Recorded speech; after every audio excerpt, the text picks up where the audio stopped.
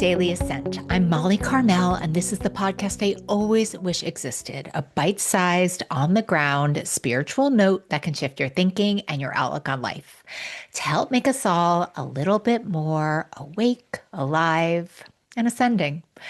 Okay, so I want to talk today about the difference between a real yes and like maybe you're arguing yourself into a yes. And this trip that I'm going to be talking about a lot that taught me that I already knew which one that I had. So in November, I am going to Nepal and Bhutan. And it honestly like brings up some emotion for me to say that because I, among many things, am trained in sound healing and I do a lot of healing. And the bowls that I have are these beautiful, huge metal bowls, and they are made in Bhutan. So they're a part of me. So a little bit of part of me is from Bhutan. And I really only have one place on my bucket list, and it's been on my bucket list for a decade. Bhutan. I don't know what you know about Bhutan. It is very hard to get to.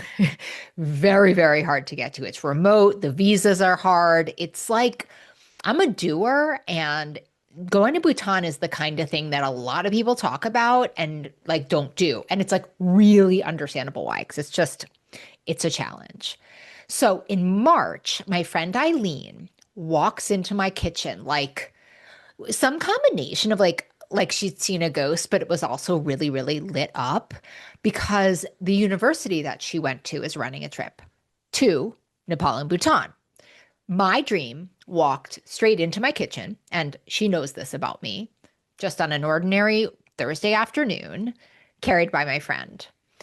And Eileen was like, there, you need to see this trip, and I'm pretty sure we need to go on this. And I want to be honest about what happened in me because I don't know. I'm pretty sure you'll relate. Of course, right away, there was just like this enormous yes, like certain yes, this is mine. This is the moment I've been waiting for. Like I knew 1,000%. And then, of course, the doubt showed up. I don't know. That's what doubt does, right? It's so much money. It's so much time. We'll be there for 2.5 weeks. I run my own businesses, so that's really real. Like this fear wasn't fake. Like the money is a lot. The time is a lot. But here's the thing I keep coming back to. I didn't let the doubt get a vote. And I'm really, really glad about that. I said yes to that really, not really quickly. We actually, if you want to know the truth, we were both so excited about it. And we're both very spiritual people that we were like, let's take 24 hours and then have our yes be a yes. But I really had a hard yes to this, a very hard and true yes. And really underneath the money math and the time math was something I really can't argue with, which is regret minimization, right? I just will not be 70 years old and look back at this one beautiful life that I've been given and have skipped the trip that my soul was begging for because it was like too much money, on a Tuesday in March. And I've really been sitting with that idea a lot lately, the question of, what I'll regret. I don't know. I talk about it a lot on the show, Regret Minimization, largely because I spent a lot of years in a lot of darkness and depression and illness. And so I do my best to take risks. Very, very, it's very hard for me, but I do it. And so when I thought about this trip, the regret of not going was so much bigger than the fear of going. It wasn't even close. And so I said yes. And then on top of it, Lauren happened. Lauren is like basically my sister, and she is a traveler. She's a doer. She's a joie de vivre, she is a joie de vivre. And I told her about this, and she really, really knows what this trip means to me. And so when I told her, she didn't have a gentle support of it. That's not how I would explain what happened. She looked me dead in the eye and she said, there are no terms under which you are not going on this trip.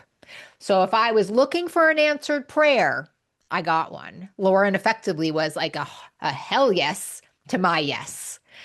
And that's the whole thing. I already knew. And then someone who loves me deeply said out loud the thing that I already knew inside. And so that brings me to our pocket sage today. I mean, I don't know. When I tell you who our pocket sage is, if you know her, you're gonna be like, oh, obviously. And it's Mary Oliver, the Pulitzer Prize winning poet. And, the journey, the journey. Here's the quote.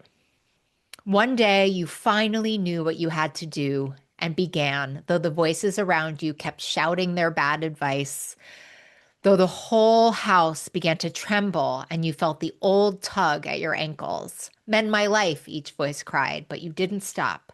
You knew what you had to do. Let me read that again for those of you in the back. One day you finally knew what you had to do and began, though the voices around you kept shouting their bad advice, though the whole house began to tremble and you felt the old tug at your ankles. Mend my life, each voice cried, but you didn't stop. You knew what you had to do. You knew what you had to do. She says it twice.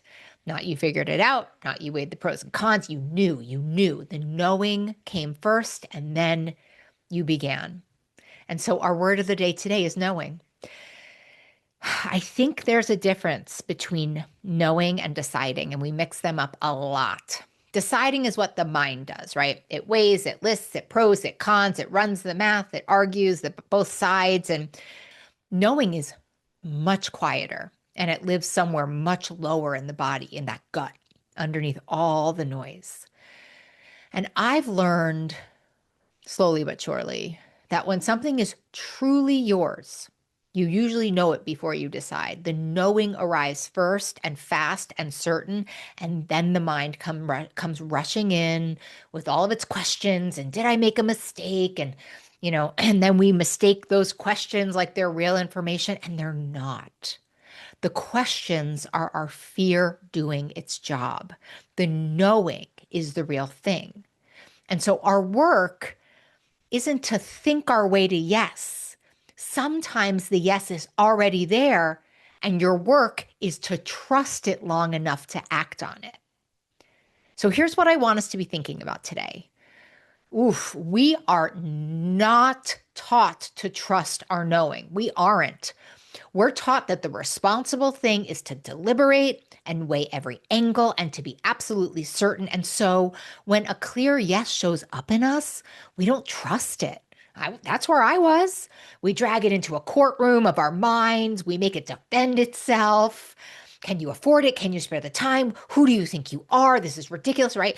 And most of the time, our knowing yes loses the trial. And not because it was wrong, because fear is a heck of a prosecutor, right? And Mary Oliver is telling us that at some point, you stop letting the voices run the trial. She doesn't say that the doubt disappears, right? I mean, there's part of me that's still in doubt. And I've paid the money and it's like all in and the flights are booked and the whole thing, right? She says the house was trembling, the voices were shouting, the old tug had her by the ankles, and she began anyway. It's such a gorgeous poem because she knew the knowing was underneath all the noise, and she finally trusted it more than she trusted the noise. And lucky for me, and hopefully for you, it's really where Lauren comes in and why I just love her and I love her fierceness, right? She didn't argue me out of my fear. She actually wasn't very interested in it, to be honest. You can't usually win that fight from the inside, so it doesn't matter. What she said was simpler and better. She just reflected my own knowing back to me. She said out loud the yes that I'd already found, so that 1 minute that when Lauren was saying this to me, the loudest voice in the room wasn't fear, it was love. And it was someone agreeing with the truest part of my knowing. And that's what the good ones do. They don't hand you a yes you didn't have. They confirm the one you did. They say yes to your yes. And it helps you trust yourself just enough to move. So here's what I want to leave you with.